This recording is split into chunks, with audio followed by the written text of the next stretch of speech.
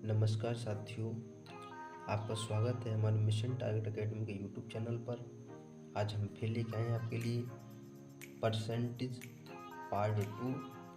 कल हमने आपके लिए 10 सवाल कराए थे। इसमें हमने आज आपको ऊर्जा पब्लिकेशन की किताब से 10 सवाल आपके लिए करा दिए थे। आज हम फिर 10 सवाल आपके लिए लेके आए हैं, तो दिखाते हैं आपके लिए। पहला सवाल आपको 11वां सवाल आ गया है। 11वां सवाल क्या है, ध्यान से देखिएगा।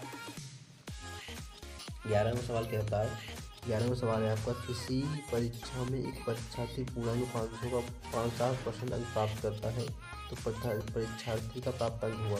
किसी परीक्षा में एक परीक्षार्थी पूर्णांक 500 का 50% अंक प्राप्त करता है। तो ध्यान से देखिए 11वां सवाल क्या कहता है।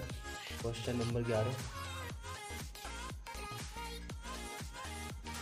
तो किसी परीक्षा में एक परीक्षार्थी जो पूर्णांक जो प्राप्त करता है 500 का पूर्णांक जो है,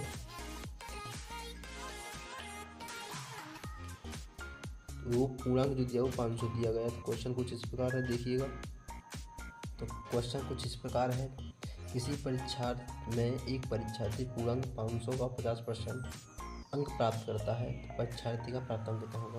क्योंकि जो पूर्णांक है हमारा, वो पूर्णांक जो था पेपर का, जो टोटल पेपर का जो पूर्णांक होता है वो हमारा दिया गया है 500 का पूर्णांक है। और 500 का 50% अंक उसने प्राप्त किया, तो 500 का 50% आप निकाल दीजिए।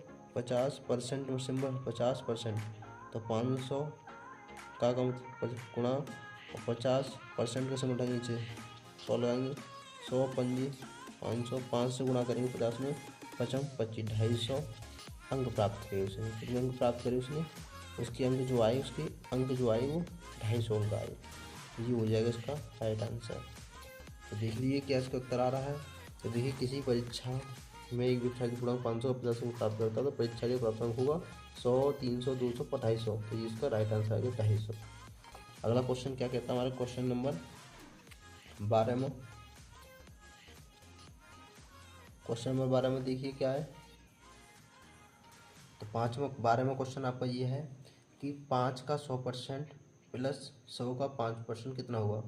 देखिए 5 का 100%, 5 का मतलब क्या होता है, गुणा, और 100% मतलब 100% का मतलब क्या हो जाएगा हमारा, नीचे 100 प्लस 100 का मतलब गुणा, और परसेंट 5%, तो 5% मतलब 5 की निबट्टा 100।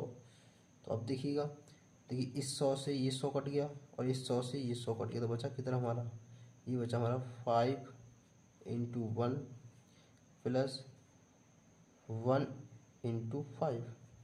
तो ये हो गया हमारा 5 + 5 = 10। उत्तर इसका राइट आंसर हो जाएगा। तो हम देख लेते हैं क्या इसका 10 उत्तर आ रहा है।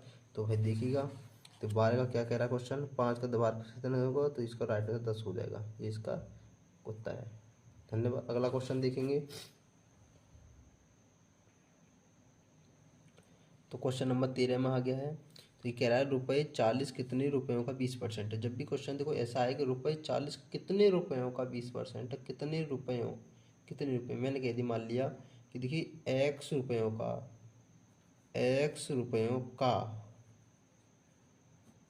20% बराबर 40 है, 40 रुपये है। जब आएगा x का 20% 40 है, तो लगाइए x का मतलब क्या हो जाएगा, गुणा, और 20% तो 20/100 बराबर 40। 100 किस में है, ये भाग में, इधर जाएगी गुणा में, x बराबर बचा 100 किस में है, भाग में, तो गुणा में जाएगा 40 × 100, और 20 गुणा में, तो ये जाएगा भाग में, तो 20 भाग में आ गया, 20 दूनी 40, तो x बराबर क्या, 100 दूनी 200। तो 200 रुपयों का 20% है 40, 200 रुपयों का 20% है 40 रुपये। इसका राइट उत्तर होगा 200 रुपये।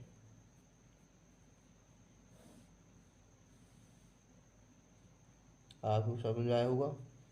अगला क्वेश्चन हम देखते हैं, अगले क्वेश्चन को चलते हैं। Question number 14। क्वेश्चन नंबर 14 इस प्रकार है। क्वेश्चन 14 इस प्रकार है, देखिए, एक विद्यार्थी ने पहले टेस्ट में 25 में से 18 अंक प्राप्त किए तथा दूसरे टेस्ट में 25 में से 22 अंक प्राप्त किए। दूसरे टेस्ट में उसने कितने प्रतिशत अंक अधिक प्राप्त किए हैं? तो देखिए पहले टेस्ट में उसने 25 में से 18 प्राप्त किए हैं और दूसरे में 25 में से 22 अंक प्राप्त किए हैं। तो देखिए पहले टेस्ट से कितने अधिक प्राप्त किए हैं? दूसरे टेस्ट में 18 से 22 प्राप्त करें तो 4 अंक अधिक प्राप्त करें। 4 अंक किस में से प्राप्त करें? 25 में से। जब 25 में से 4 अंक अधिक प्राप्त करें और इसी को किसमें बदलना? परसेंट बदलना, तो इसको परसेंट में बदलेंगे 100% से गुणा कर देंगे। 25 × 25 25 चौका 100 और 4 चौक 16। इसका राइट आंसर 16 हो जाएगा। 16 और ये कितने प्रतिशत अंक अधिक प्राप्त करें? प्रतिशत में 16% अंक अधिक प्राप्त करें हैं, ये इसका राइट उत्तर है। अगला क्वेश्चन कुछ इस प्रकार है 15वां, देखिएगा। अगला क्वेश्चन 15वां ये रहा।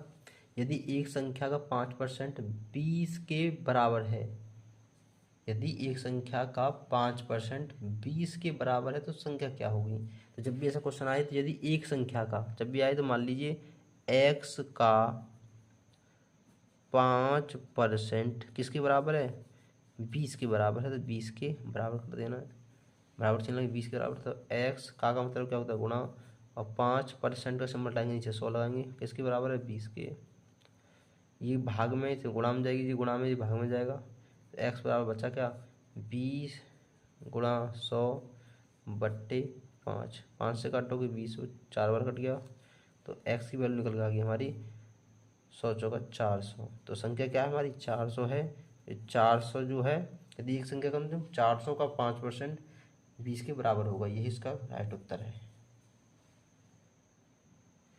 तो क्वेश्चन नंबर हम 16 में आ गया। फिर क्वेश्चन नंबर 16 में देखिए, क्वेश्चन नंबर मैं इसको लिखूंगा नहीं, सीधे मैं आपको इसको बताऊंगा। ये कह रहा है क्वेश्चन नंबर, कुल 250 अंकों में से एक विद्यार्थी ने 30% अंक प्राप्त करें। 250 में अंकों में से एक विद्यार्थी ने 30% अंक प्राप्त कर किए हैं और वह 25 अंकों से अनुत्तीर्ण हो गया, मतलब फेल हो गया। उत्तीर्ण होने के लिए आवश्यक अंक कितने? मतलब उसको अगर वो पास होना चाहिए तो उसको मिनिमम मैक्सिमम अंक मिनिमम कितने होने चाहिए? कम से कम अंक कितने होने चाहिए कि भाई उससे पास हो जाता है, हो जाए? तो देखिए कुल 16वां क्वेश्चन में डाल रहा हूँ यहाँ, क्वेश्चन 16 होगा 250 टोटल अंक थे उसके 250 में से टोटल अंक जो कुल अंकों की संख्या 250 थी, उस 250 में से उसके 30% अंक आए, तो 250 का 30% निकालेंगे हम। 30%, 250 का 30% कितना होता है? 250 का 30% निकालेंगे, 30/100, 1 0 से 1 0 से 25 या 75, मतलब 75 अंक उसके उत्तीर्ण होने पे आए। जो पास हुआ तो उसके पास होने पर वो अनुत्तीर्ण 250 अंकों में से 30% अंक जो प्राप्त किए उसने 75 अंक प्राप्त किए और 25 अंकों से अनुत्तीर्ण हो गया वो, मतलब 25 अंकों से वो क्या हो गया? फेल हो गया। तो 25 अंकों से जब फेल हो गया तो उसके लिए उत्तीर्ण होने के लिए आवश्यक क्या होनी चाहिए? तो 25 अंकों से फेल हुआ तो इसमें 25 से ऐड कर दो, तो 5 10 7 2 9 1 10, तो 100 अंक होने चाहिए थे। मतलब 100 अंक अगर वो प्राप्त करता तो वो क्या हो जाता? उत्तीर्ण होता, मतलब पास हो जाता। तो आपके लिए कम से कम 100 अंक उसके लिए आवश्यक होने चाहिए पास होने के लिए, ये इसका राइट उत्तर है 100। देख लेते हैं इसमें उत्तर आ रहा है 100 नहीं आ रहा, तो देखिए ये उत्तर आ रहा है 100 इसका, ये रहा इसका राइट ऑप्शन नंबर सी। तो आई होप आपको समझ में आया होगा क्वेश्चन ये। अगला क्वेश्चन की ओर चलते हैं। 17वां क्वेश्चन ये रहा। यदि किसी छात्र के 60 छात्रों यदि किसी कक्षा के 60 छात्रों में से 48 छात्र वार्षिक परीक्षा में उत्तीर्ण हुए तो उत्तीर्ण छात्रों का प्रतिशत क्या है? देखिए यदि किसी कक्षा में 60 छात्रों में से, देखिए कक्षा है, कोई कक्षा है जैसे हम विद्यालय में जाते हैं, विद्यालय में कोई कक्षा होती है, क्लास होती है इसे बोलते हैं हम, और उस क्लास में 60 विद्यार्थी हैं, यह छात्रों की संख्या कितनी? 60 छात्र हैं उसमें, और उसमें से एक वर्ष क्या हुआ कि 48 छात्र वार्षिक परीक्षा में क्या हो गए? पास हो गए, उत्तीर्ण हो गए, मतलब पास हो गए। तो उत्तीर्ण छात्रों का प्रतिशत क्या है? देखिए अब आपको उसका परसेंट निकालना है, तो परसेंट निकालने की बताइए कि 60 छात्रों में से कितने छात्र पास हुए हैं? 48 छात्र भाई, और 60 में से जब 48 छात्र पास हुए हैं तो इसका हमें परसेंट निकालना है। 10% हो 700 से गुणा कर देंगे, तो काटिए 10 × 60 और 10 × 2 100, और छः गन 6 6 6 48 और 8 धाई 80।